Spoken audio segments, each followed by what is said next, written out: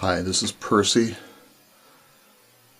I wanted to talk today about how you find help for schizophrenia. I can tell you how I found help. Well, it took a long time for me to be diagnosed. I had depression with psychotic features when I was 15, when I was in the hospital. But that didn't really stick. It wasn't taken real seriously, and the diagnosis of depression stuck around. And I wasn't back on meds until I was in my early 20s, when I went back to college. And I just didn't feel right. I was under a lot of stress, and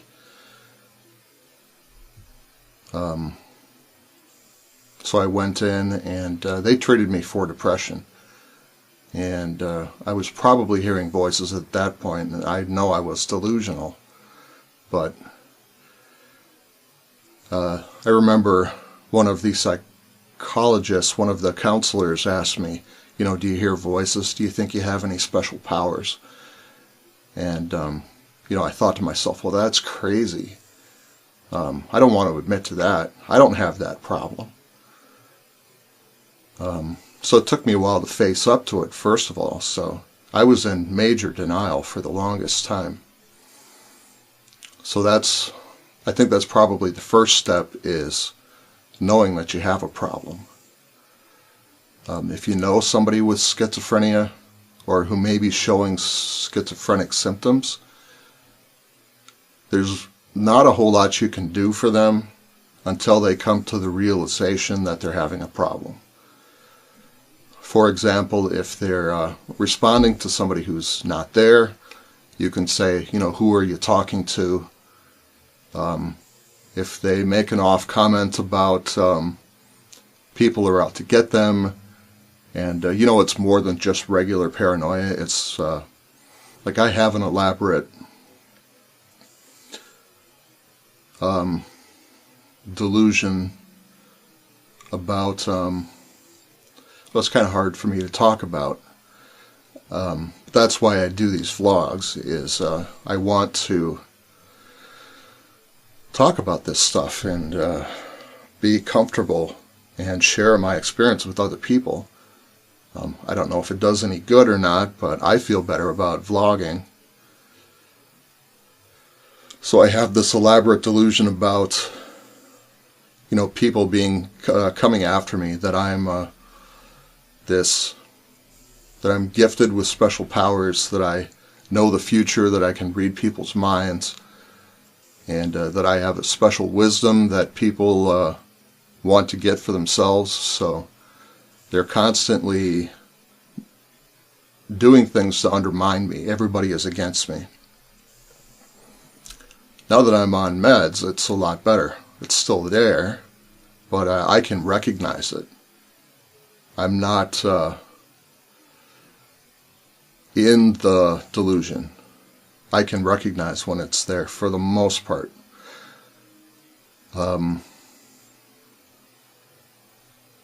Another symptom is withdrawal. When I get really stressed when I'm around people, my symptoms come back, and I lose that ability to tell the difference between the delusion and reality. So what that leads to is isolation, and that's another symptom. If you're isolating yourself and you're not quite sure why, or if you get delusional or you're hearing voices when you're around other people, you get, like I get, not exactly combative, but I get confrontational when I feel like I'm backed into a corner. And, in reality, that doesn't happen. But when I'm in the moment, it's absolutely real.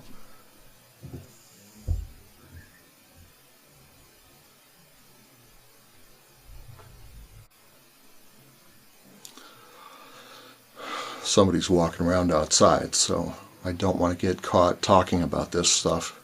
I live with my parents, and they know that I have a condition, but I don't think they've really come to terms with it. They're very supportive, don't get me wrong. They give me a place to live, and they feed me, and they're extremely supportive.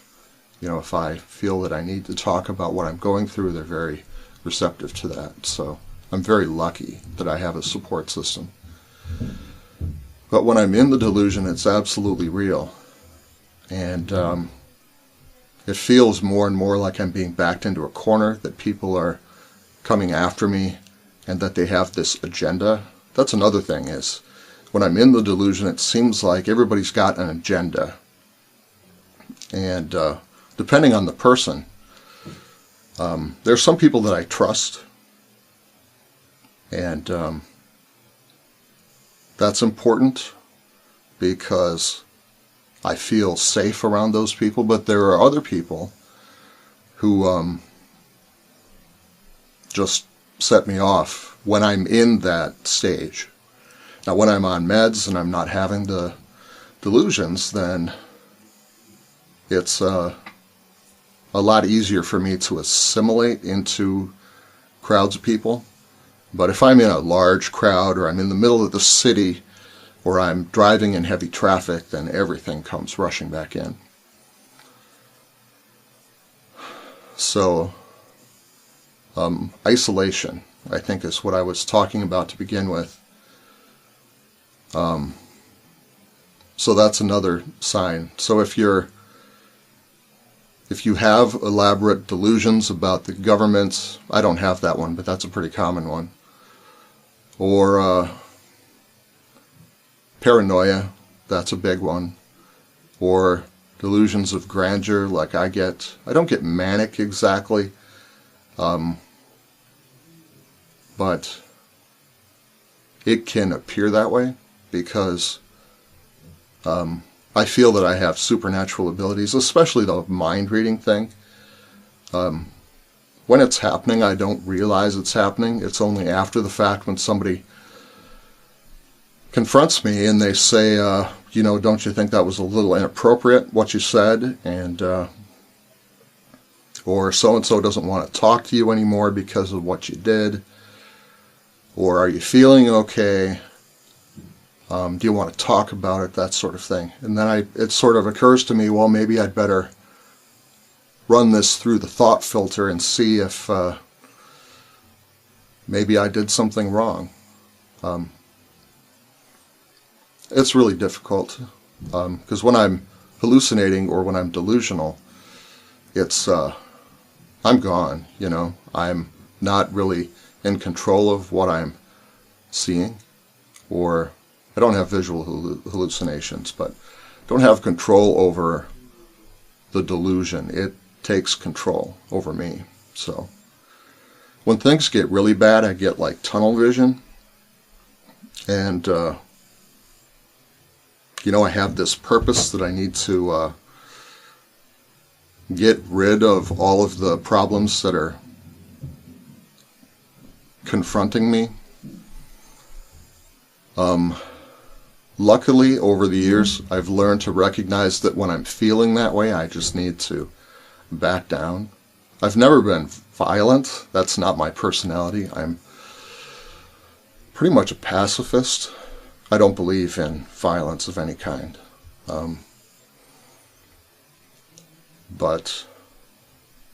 So yeah, there's that. So, isolation. As far as hallucinations go, I get a lot of voices, and they're gone for the most part, but when it's really bad, they put me down and say things like, you're worthless, or I can hear them laughing about you, or why did you do that? Don't even bother. Why do you care so much?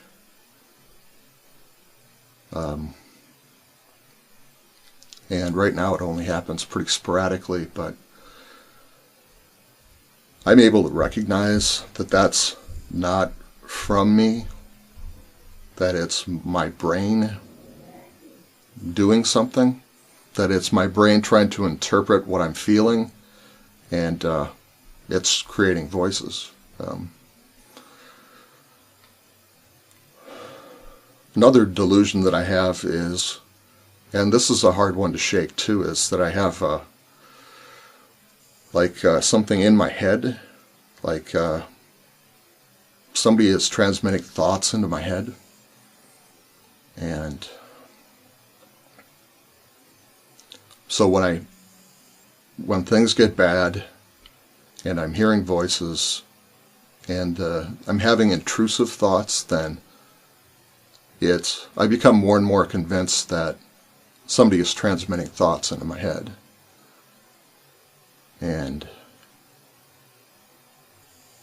Or that people are able to read my mind. It's embarrassing to talk about. I don't know where I'm going with all this stuff.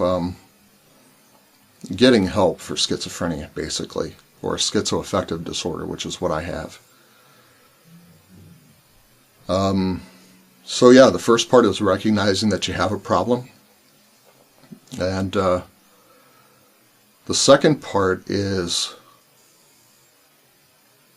obviously you need to get help. So if you are not comfortable seeing a psychiatrist right away, if that's not something that you're comfortable doing, or if you've never been in therapy before, find somebody that you trust to talk about what you're going through, and find somebody who you know is not going to judge you. And be sure to let them know that this is very intensely personal and that you have to talk about it with somebody.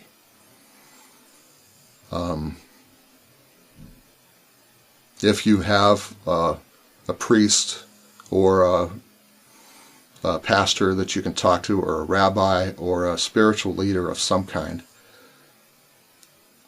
go to them, because they're a lot more likely to be receptive to that sort of thing. If you're a fundamentalist Christian and you're going through this, don't go to a pastor, please. I've heard horror stories about, I won't even go into it, but of people being accused of having demons possessing them, and that whole demon thing is another thing. I don't even know if I want to go into that, but find somebody that you trust, but somebody that you know is not going to tell you that it's your problem, that it's something that you're making up, or that you're making all this up to get out of what your real problems are. Just find somebody that you trust and say, this is what's happening, and can you help me? So get past the denial, know that you need help, talk to somebody about it, and if somebody gives you advice, somebody that you trust, then you have to decide at some point that you need to seek out help. And that's where a therapist or a psychiatrist comes in. I wasn't comfortable thinking about hallucinations until I was hallucinating in a therapy session, and the therapist didn't confront me right away, but she said, "Did you hear something?" And I said, "Yeah, did you hear it?" And she said, "No." And I told her, I think I might be hearing stuff. And she said, "Well, I didn't want to say it before, but I think you are too. You're responding to things that are not there."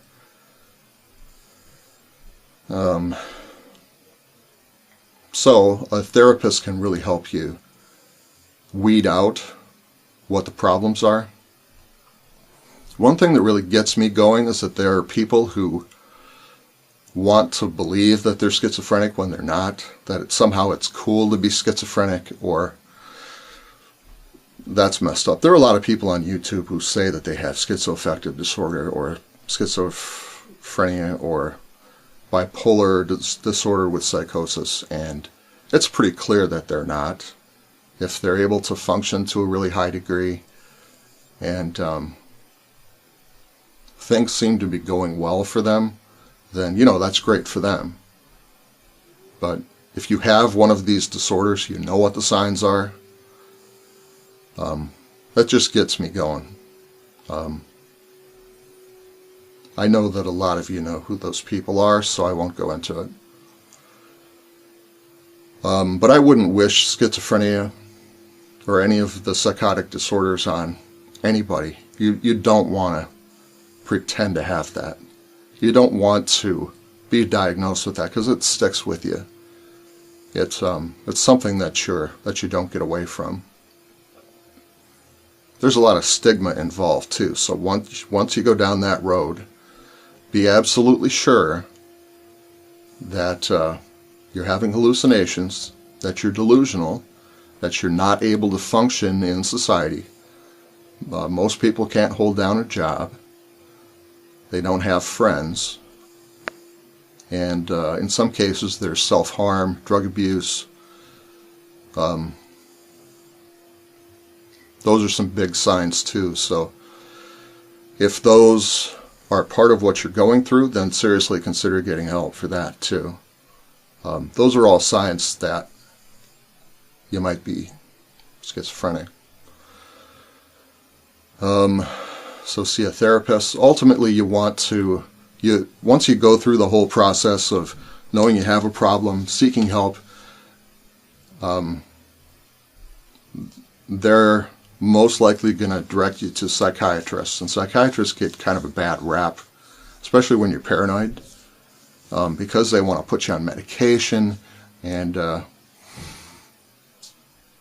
I don't want to deter you from seeking help, but I had a lot of trouble before I was on meds accepting what the psychiatrist was saying. But things were so bad for me in my life that I knew that I had to do something. So I accepted, I went on the meds, and things improved dramatically.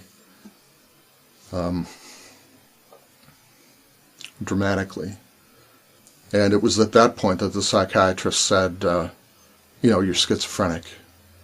And she knew that I was having depression too, so she waited for a while, and she said, do your hallucinations and delusions go away? And I had no idea. She said, do they go away when you're depressed? And so I talked to my therapist, and she said, well, yeah, it seems like when you're depressed, you're not hallucinating as much. I don't see that. So went back to the psychiatrist and said, yeah, there are periods when I'm seriously depressed that I'm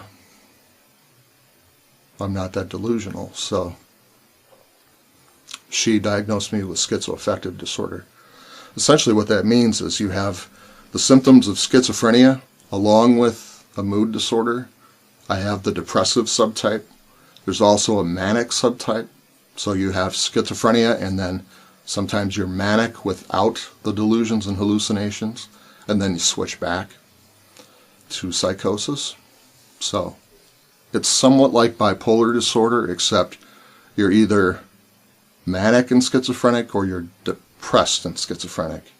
You can also have a mixed episode and schizophrenia, but you can't be bipolar and have schizoaffective disorder. I don't understand how that all works. It's in the DSM-5, and I don't want to talk about that whole thing because, anyway. So go to a psychiatrist, take the meds, see if it improves your life. If you got this far, you'll probably see a dramatic improvement. And once you've done that, go to the NAMI, N-A-M-I, National Alliance for the Mentally Ill, to their website and look for support groups. And just go sit through a support group. You don't have to say anything. Just be there, participate, and listen to what other people have to say. I've done that, and I don't like it. I don't want to sit through that and share what I'm going through. But sometimes I do. If I'm really bad, then I'll go ahead and do it. But So anyway, those are my recommendations. You know, do with it what you want to. I've been through it. I'm going through it. And so take it with a grain of salt, but if you know that this is what you're going through, then do something about it. Absolutely. And keep hoping.